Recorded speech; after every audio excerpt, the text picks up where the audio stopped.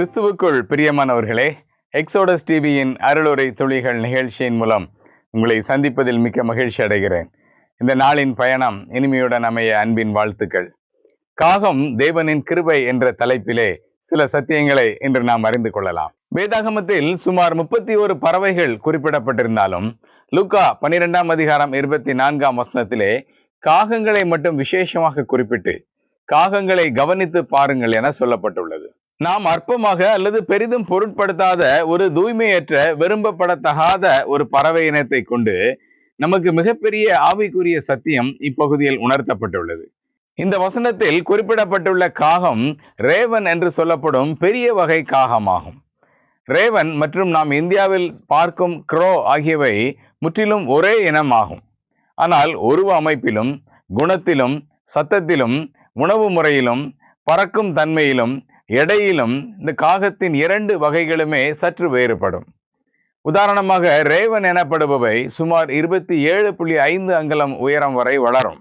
அதாவது அதன் தலை முதல் வால் வரை உள்ள அளவாகும். ஆனால் சாதாரண காக்கைகள் 17.5 அங்குலம் உயரம் மட்டுமே வளரும் தன்மை கொண்டதாகும். இரண்டுமே கரிய நிறம் கொண்டவை. இந்த காக்கைகள் பறவைகளிலேயே மிகவும் புத்திசாலி இனம், மேலும் தந்திரமிக்கதாகும். இரையை கவர்ந்து கொண்டு செல்வதில் காக்கைக்கு நிகர் காக்கைகளே. இதன் புத்திசாலித்தனம் காரணமாக இதனை தீவிரவாத செயல்களுக்கும் நாச வேலைகளுக்கும் தீவிரவாதிகள் பயன்படுத்தக்கூடும் என்பதால் வீடுகளிலும் தனிநபர்களாலும் வளர்ப்பதற்கு பல நாடுகளிலே தடை செய்யப்பட்டுள்ளது. பொதுவாக இந்த பறவைகள் உலகத்தின் எல்லா தேசங்களிலும் காணப்படும் ஒரு பறவை இனமாகும். சுமார் 1000 ஆண்டுகளுக்கு மேலாக வாழும் பறவை இனம் என ஆய்வு கூறுகிறது. பொதுவாக இவை கூட்டமாக வாழும் தன்மை கொண்டது. இப்பறவை இனம் மரங்களில் உள்ள கிளைகளில் கூடு கட்டி வாழும். இவை அனைத்து வகை உணவுகளையும் உண்ணும் இனமாகும். இதனை ஸ்காவெஞ்சர் அல்லது துப்புரவு பறவை என குறிப்பிடப்படுவதையும் காண முடியும். இப்படிப்பட்ட காகங்களிலிருந்து என்ன ஆவிக்குரிய சத்தியங்கள் அடங்கியுள்ளன என நாம் சிந்திக்கலாம்.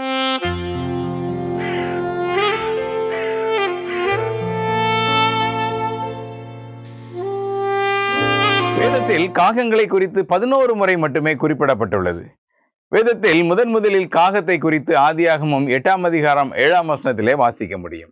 நோவா ஜல பிரளயத்திற்கு பின்னர் பேழையிலிருந்து ஒரு காகத்தை வெளியே விட்டான் என வாசிக்கிறோம். பூமியின் மேலிருந்த ஜலம் வற்றி போகும் மட்டும் அது போகிறதும் வருகிறதுமாய் இருந்தது என வாசிக்கிறோம். இதில் சுவாரஸ்யமான விஷயம் என்ன என்றால், புறாவை நோவா திரும்ப பேழைக்குள் எடுத்துக்கொண்டதை போல இந்த காகம் திரும்ப பேழைக்குள் எடுத்துக்கொள்ளப்படவில்லை.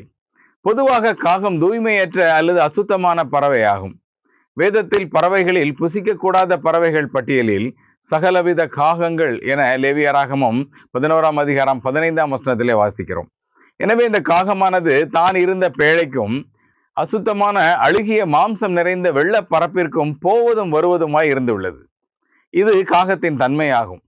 விசுவாச வாழ்க்கையில் நாம் இந்த காகத்தை போல பாதுகாப்பான கர்த்தருடைய பேழையாகிய சபையையும் விசுவாச வாழ்க்கையும் விட்டு உலகத்திற்கும் மாம்சத்திற்கும் ஆசைப்பட்டு அவ்வப்போது கிறிஸ்துவை விட்டு போவதும் திரும்ப வருவதுமான மனநிலையில் நாம் இருந்தால் எதிர்காலத்தில் பாதுகாப்பான கர்த்தருடைய பேழையை நாம் இழந்துவிடக்கூடும் என இப்பகுதி நமக்கு காட்டுகிறது.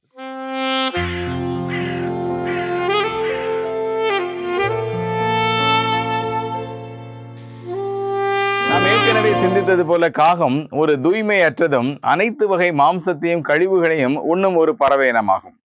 அப்படிப்பட்ட நிலையிலும் அந்த காகம் தேவனால் நேரடியாக தேவ பணியில் பயன்படுத்தப்பட்டுள்ளது வியப்புக்குரிய ஒன்றாக கருதப்படுகிறது.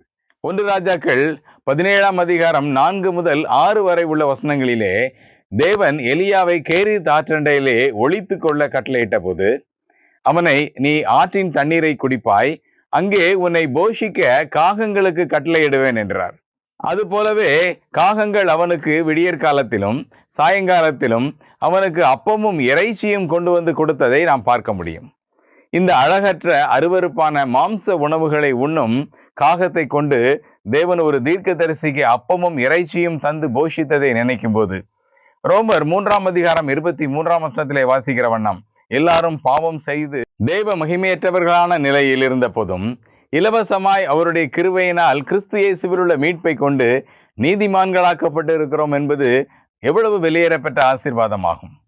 தேவனுடைய பணிக்கென தேவன் எதனையும் பயன்படுத்துவார் என்பதையும், காகம் தான் அருவருப்பான மாம்சத்தை உண்ணும் பறவையினம் என்கிலும் தேவன் இட்ட பணியை நிறைவேற்ற தன் ஆசை இச்சைகளை, தனது ஜென்ம சுவாபம் விருப்பம் எல்லாவற்றையும் அடக்கி கொண்டு அப்பத்தையும் இறைச்சியையும் எலியாவிடம் பிசகாமல் நேரம் தவறாமல் சேர்ப்பித்த குணாதிசயமானது கர்த்தருடைய பணி என்ற பெயரில் கொள்ளை கொள்ளையாய் சொத்து சேர்ப்பதுமன்றி கர்த்தருடைய ஊழியத்தை பொறுப்பற்ற முறையில் செய்து ஆடம்பரமாக வாழ்ந்து வரும் இன்றைய ஊழிய தலைமுறைக்கு எடுத்துக்காட்டான ஒரு குணாதிசயமாகும்.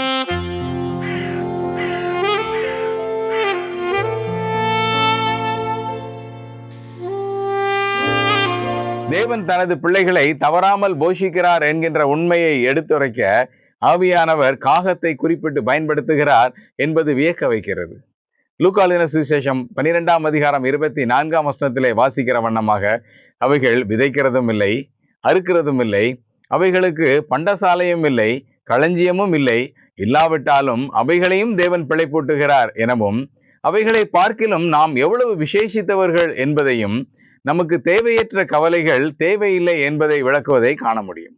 யோபு 39ஆம் அதிகாரம் 41ஆம் வசனத்திலே, காக்கை குஞ்சுகள் தேவனை நோக்கி கூப்பிட்டு ஆகாரம் இல்லாமல் பறந்து அலைகிற போது அவைகளுக்கு இரையை சவதரித்து கொடுக்கிறவர் யார் என வாசிக்கிறோம். சங்கீதம் 147:9ஆம் வசனத்திலே, அவர் மிருக ஜீவன்களுக்கும் கூப்பிடுகிற காக்கை குஞ்சுகளுக்கும் ஆகாரம் கொடுக்கிறார் என வாசிக்கிறோம். இப்படிப்பட்ட அற்பமான காக்கைகளை தேவன் தவறாமல் போஷிக்கும் போது தேவனுடைய பிள்ளைகளாகிய நாம் இப்படிப்பட்ட கவலைகளினால் நம்மை சேதப்படுத்தாமல் தேவனுடைய பார்வையில் விசேஷித்தவர்கள் என்ற பெருமையை தொடர்ந்து தக்க வைக்க தேவன் உதவி செய்வாராக. உன்னத பாட்டு 5ஆம் அதிகாரம் 11ஆம் வசனத்திலே சூலமெத்தியாள் தனது நேசரை வர்ணிக்கும் வரிசையில் நேசரது தலைமயிரை பற்றி சொல்லும்போது அவரது தலைமயிர் காகத்தை போல் கருமையாய் இருக்கிறது என வாசிக்கிறோம். அழகற்ற தகுதியற்ற ஒரு பறவை நேசரின் வர்ணிப்புக்கு ஒப்பாக பயன்படுத்தப்படுவதை காணும்போது காகம் தேவனின் கிருபை என எண்ண தோன்றுகிறது. காகத்தை பற்றி வேதத்தின் அடிப்படையில் சில குறிப்புகளை தியானித்தோம். காகங்களைப் போல நாம் உலக வாழ்க்கைக்கும் விசுவாச வாழ்க்கைக்கும் இடையே போவதும் வருவதுமான மனநிலையில் நாம் இருப்போமானால் அந்த காகத்தை போல நோவாவின் பாதுகாப்பான பேழையை இழக்க நேரிடும்.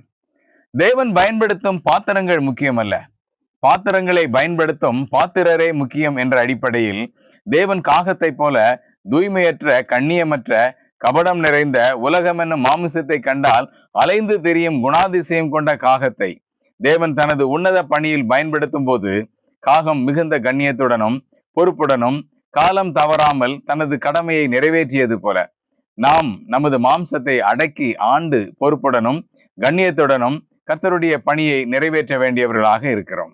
உலகம் மாம்சம் என்ற கவலையில் எண்ணத்தை குடிப்போம், எண்ணத்தை உடுப்போம் என்ற மாம்சீக கவலையில் வாழாமல் கர்த்தருடைய பார்வையில் நாம் விசேஷித்தவர்கள் என்பதனை புரிந்து உணர்ந்து தேவனது பராமரிப்பில் திருப்தி அடைந்தவர்களாக அனுதினமும் வாழ தேவன் உதவி செய்வாராக.